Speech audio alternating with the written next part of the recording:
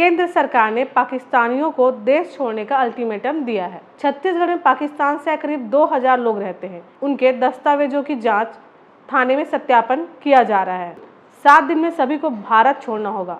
दोस्तों, छत्तीसगढ़ में हाल ही में 24 लोगों का एक ग्रुप सिंध पाकिस्तान से रायपुर आया हुआ है, जो खुद को हिंदू बता रहे हैं। ये सभी राजधानी में ऐसे समय में आए हैं जब देश भर में पहलगाम में हुए आतंकी हमले का विरोध हो रहा है और केंद्र सरकार ने पाकिस्तानियों को देश छोड़ने का अल्टीमेटम दिया है। इस पूरे मामले की बात की जाए तो विगत दिनों खुद अमित शाह ने देश के सभी मुख्यमंत्रियों से राज्य में सर्चिंग कर ऐसे लोगों को वापस भेजने को कहा है। वहीं ये ग्रुप सिंध पाकिस्तान से 22 अप्रैल को ही यहाँ पहुंचे हैं, जिन्होंने विगत 25 अप्रैल को प्रदेश के गृह मंत्री विजय शर्मा से मुलाकात की और कहा कि हमें वापस पाकिस्तान नहीं जाना है, हम यही रहना चाहते हैं। सोशल मीडिया पर पाकिस्तानियों और विजय शर्मा के बीच बातचीत का वीडियो खुद गृह मंत्री विजय शर्मा ने पोस्ट किया है, जो अब वायरल हो रहा है।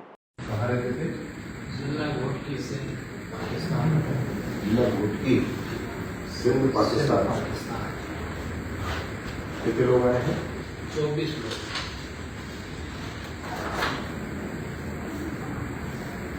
कुमार, नंद, निवाना, गायत्री,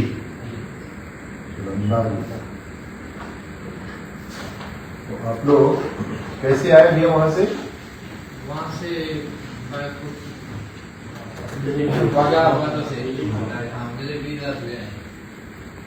वीजा लेकर आए? कितना है वीजा आपका? वैसे तो 45 दिन का होता है, लेकिन यहाँ से जो प्रोसेस शुरू होता है इंटरव्यू वगैरह का, वो करने का मैंने अभी यहीं रुकना है हमेशा के लिए। वापस नहीं जाएंगे? कभी भी। क्या कारण है वापस नहीं जाने का?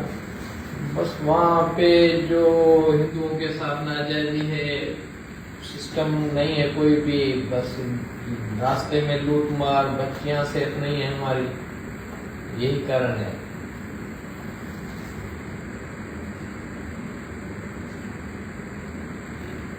क्या घटना हो गई? घटनाएं बहुत हुई वहाँ पे। दिन दिहाड़े 50-100 लोगों के बीच में थे, एक हिंदू को लूट मार के छोड़ देते हैं। कोई 50-100 मुस्लिम में से कोई आगे नहीं आता, ना कोई वहाँ पे पुलिस कोई एक्शन देती है, ना कोई वडेरे। यही सिस्टम है, बस हर कोई बदलने लगा हुआ है। कोई रास्ता मिले, वीजा मिले तो हम रवाना हो। कितने ऐसे लोग हैं? और बहुत से सबके मन भरे हुए हैं, लेकिन बस वीजा का तकलीफ है और यही कारण है जो सब वहाँ रुके हुए हैं। वीजा सरकार देती नहीं वहाँ पे? देती है, लेकिन टाइम लगता है, 6-8 मंथ लग जाते हैं प्रोसेस में। उसके बाद भी कभी दोबारा वीजा आ जाती है, कभी दोबारा खाली पासपोर्ट वापस आ जाते हैं। तो आपकी संपत्ति वहाँ पर क्या किया उसका आपने? वो हमने बेच दी। नामबाजी मिला कि नहीं, काम मिला ही नहीं। घर की जगह थी, वो तो ऐसे ही छोड़ के आए हैं। घर नहीं बेचे? नहीं बेच, लेने वाला कोई नहीं। दुकान बेचे? दुकान में कंपनी बनाए थे कौन आपके व्यवसाय का? नहीं, मेडिकल स्टोर था हमारा। Medical store? जी। तो चौक चौराहे पर था? बड़ा था? बड़ा था, होलसेल था। क्या किया, किसी स्थानीय को बेच दिया? हाँ, वहीं पे बस पैसे मिले उसके पैसे।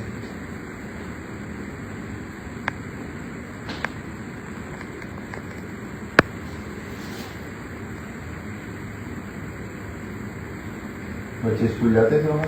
हाँ, बच्चे स्कूल जाते थे। स्कूल में भी सेफ्टी नहीं थी। 25 किलोमीटर सफर करके सुबह जाते थे, शाम को लौट आते थे, तो इसलिए वो भी बस प्रॉब्लम तो जाम थी बहुत सारी।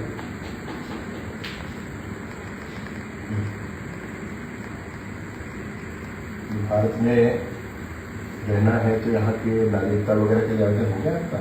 नहीं, अभी तक हुआ नहीं। परसों ही हम पहुंचे हैं। परसों आए हैं? परसों आए, वो एंट्री करवाई है आज ही।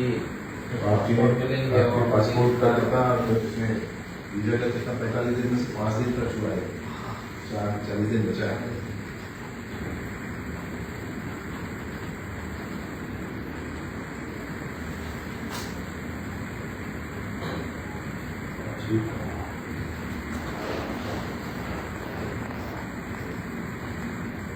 वीडियो में डिप्टी सीएम के सामने बैठे लोगों ने खुद को सिंध समुदाय का हिंदू बताया और प्रदेश में रहने दिए जाने की गुजारिश की है। आखिर इन पाकिस्तानी लोगों की समस्या क्या है जो डिप्टी सीएम से मिलने पहुंचे हैं? हम आपको बताते हैं कि डिप्टी सीएम शर्मा से मिलने पहुंचे सुखदेव लुंद पाकिस्तान में सिंध के घोटकी जिला के खानपुर के रहने वाले हैं। वहां हिंदुओं की आबादी 3 से 4 हजार है। सुखदेव फिलहाल 45 दिनों के विजिटर वीजा पर रायपुर के सदानी दरबार पहुंचे हुए हैं। वहीं उनके साथ पत्नी, 2 बेटियां और एक बेटा है। इनके अलावा रवि लुंद, निर्भय बत्रा, रोशन लाल और महेंद्र लाल भी अपने परिजन के साथ उसी दिन रायपुर पहुंचे हैं। दल में कुल 24 सदस्य हैं। इनके अलावा लगभग 100 और लोगों का जत्था भी लगभग 1 माह पहले ही रायपुर पहुंचा हुआ है। वहीं गृह मंत्री विजय शर्मा ने इन पाकिस्तानी नागरिकों को आश्वस्त किया कि इन्हें आम पाकिस्तानी नागरिकों के बजाय पाकिस्तान पीड़ित के रूप में देखा जाएगा। इस मामले में केंद्र सरकार से वो बात भी करेंगे ताकि उन्हें वापस नहीं जाना पड़े। ऐसा बताया जा रहा है कि ये लोग अपनी संपत्ति को छोड़कर रायपुर आ गए हैं, इसलिए हम इन्हें पाकिस्तान पीड़ित मानकर इनके मामले में प्राथमिकता के साथ विचार करेंगे, ऐसा डिप्टी सीएम का कहना था। तो दोस्तों, सवाल यह उठता है कि छत्तीसगढ़ में क्या पहले से पाकिस्तानी रहते हैं? इस सवाल का जवाब है हाँ। छत्तीसगढ़ में पाकिस्तान से करीब 2000 लोग रहते हैं।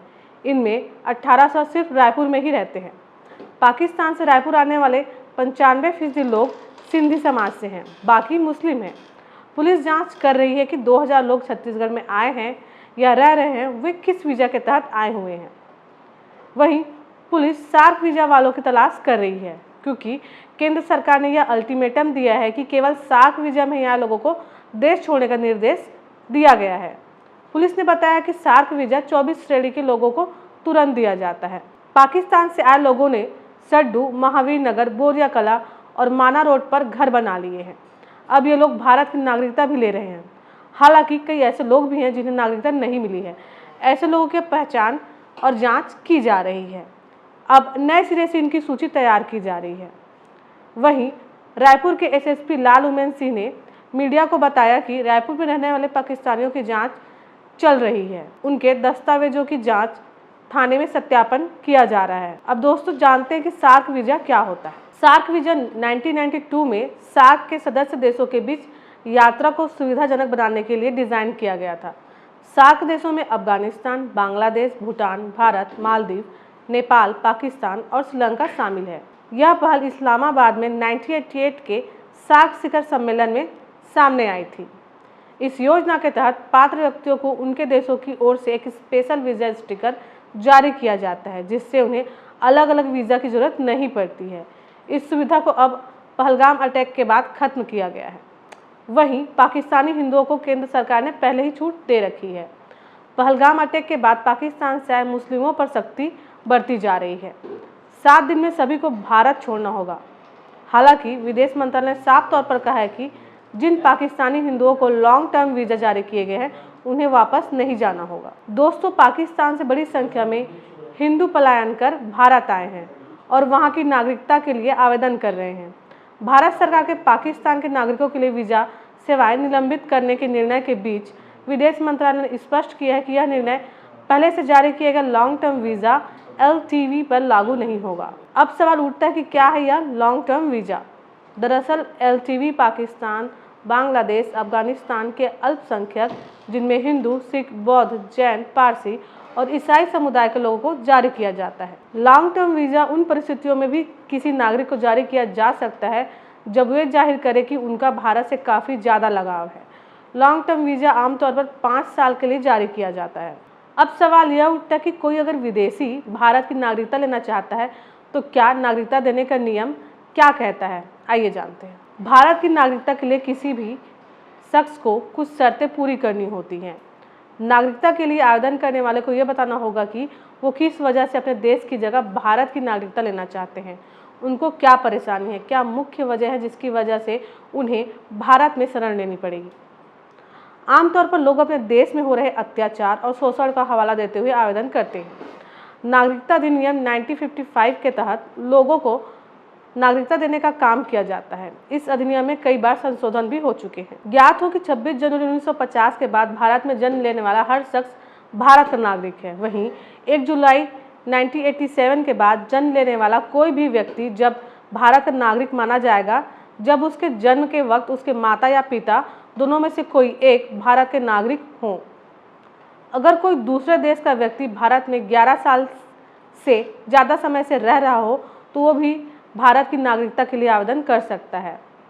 वहीं CAA में अफगानिस्तान, पाकिस्तान और बांग्लादेश के गैर मुस्लिम लोगों के लिए इस सीमा को 5 साल कर दिया गया था। नागरिकता के लिए आवेदन गृह मंत्रालय की वेबसाइट पर जाकर किया जा सकता है। अब सवाल यह उठता है, क्या प्रदेश में पाकिस्तानियों को कभी नागरिकता मिली है? तो आपको बता देते हैं कि छत्तीसगढ़ के दुर्ग जिले में हाल ही में पाकिस्तान से आकर रहने वाले 3 पाकिस्तानियों को नागरिकता संशोधन अधिनियम के तहत भारत की नागरिकता मिल गई है। उन्हें कलेक्टर ऋचा प्रकाश चौधरी ने नागरिकता प्रमाण पत्र दिया था। अब वो भारतीय कहलाएंगे। इस मामले में कलेक्टर ऋचा प्रकाश चौधरी ने बताया था कि रामीबाई, बेबी हर्षिता और मयंक साल 2007 में पाकिस्तान से भारत आए थे। दुर्ग के वार्ड क्रमांक 26 सिंधी कॉलोनी में रहने लगे। उस समय उन्होंने भारत की नागरिकता के लिए अप्लाई किया था। अनुमति मिलने के बाद तीनों को यह नागरिकता का प्रमाण पत्र दे दिया गया, जिससे वो काफ़ी खुश थे और उन्हें अब भारतीय कहा जाएगा। तो दोस्तों, आपको यह रिपोर्ट कैसी लगी कमेंट सेक्शन में जरूर बताएं। और अगर आपके कोई अन्य सवाल है इस संबंध से जुड़े तो हमारे कमेंट सेक्शन में जरूर कमेंट करें। और ऐसे ही अन्य खबरों के बने रहे ठिया छत्तीसगढ़ के साथ।